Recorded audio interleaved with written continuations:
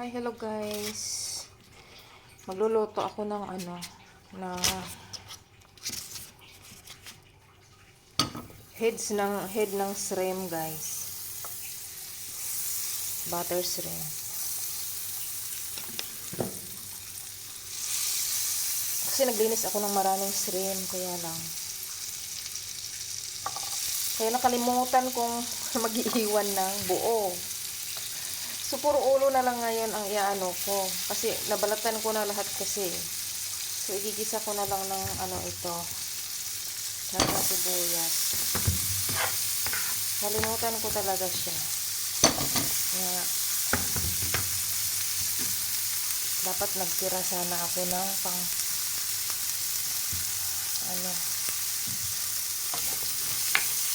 puro ulo na lang siya.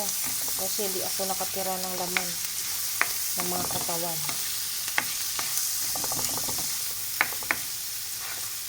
Pero fresh siya, guys. So, masarap ulam.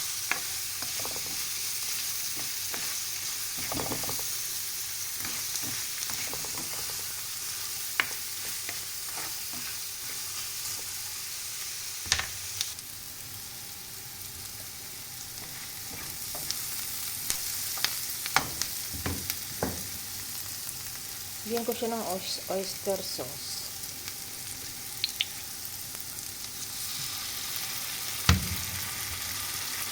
Chili flakes. Soya sauce. Bigyan ko siya ng kaunti. Tomato paste.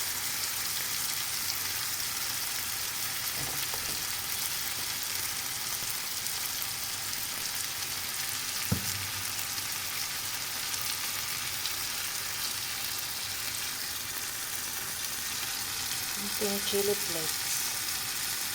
Para pang paano sa Tapos itong turmeric powder. Lagyan natin ng kaunti din. Tapos may nakita akong doon, yung barbecue seasoning. So, lagyan natin ng barbecue seasoning. Para malasa pa yung Tapos yung ginger powder.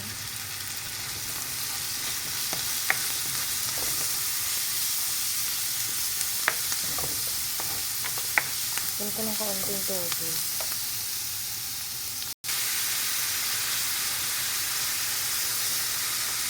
Yan guys, yan ang butter ng shrimp head. Ito lagyan natin ng pampalasa.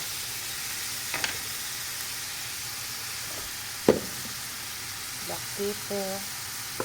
Ay, dami. Ang dami ng black pepper. Ano ba yan? Tapos, lagyan natin ng Maggi cubes. Yan.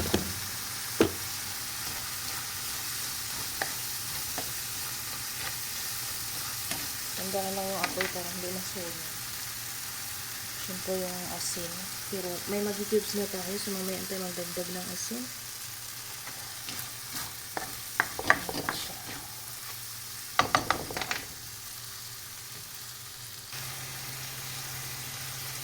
Ito yung ating pampalasa.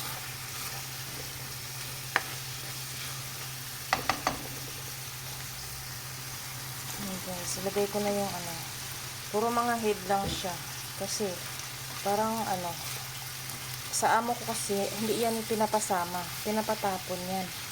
Ngayon parang sayang naman siya, pwede naman siyang makain kasi matataba siya, tsaka fresh yan guys. Maliit yata yung kawali ko, so ililipat natin na medyo malaking kawali. Ayun siya. Fresh kasi yung tapos mataba. Kaya sabi ko lulutuin ko yan.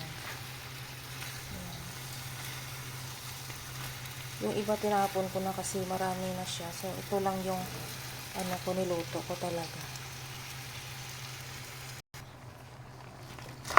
Yan, takpan ko muna para maluto siya. Mabuti. Nilipat ko na sa ating lagayan.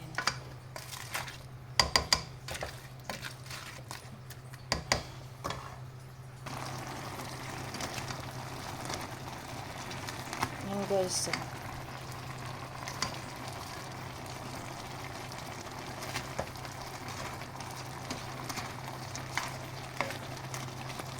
Luto na yan siya.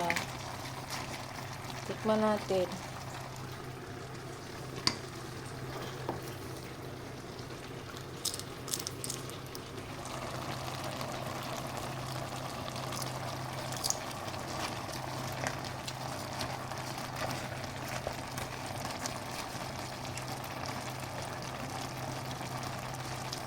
Malasa guys.